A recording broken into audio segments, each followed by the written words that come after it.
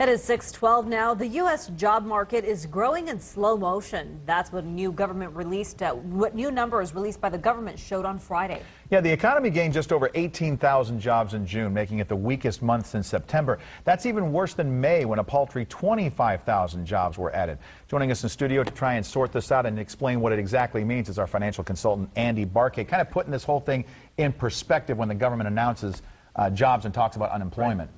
Well, when you look at things in a big perspective, there's about 14 million people unemployed, which is a big number, because we have a big employment base, so that in turn divided through equals our 9.2% of unemployment. But what's interesting, and what I thought the viewers may be interested in seeing or hearing, is how they compute that number. Yeah, what really makes that number? Well, if you're not working, you're unemployed, and you're looking for work, keyword, looking for work, you're considered unemployed and you're in that number. If you're unemployed and you're not looking for work, for maybe many reasons, you're discouraged, maybe you found a job under the table, we don't talk about that, you're not in that number. So you're not employed, but you're not in that number. If you're used to work full-time and you're not working full-time anymore, maybe you can only find part-time employment, you're considered employed. So that's why it fuels a lot of talk from critics saying this number may be quite a bit lower than it actually is. I mean, it's still at 9.2% historically is a big number.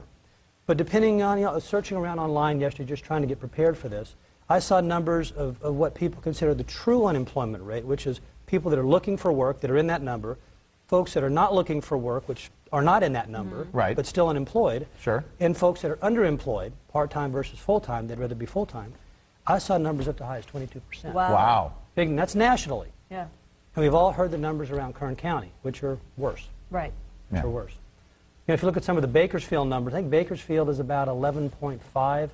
When you look at communities like Delano, Arvin, they're close to 40%. And so, when you get into seasonal workers and stuff like that. It appears that our economy still is kind of muddling through this mess that we've been going through the last couple of years. So, just an interesting thing to look at that number and actually dissect it a little bit.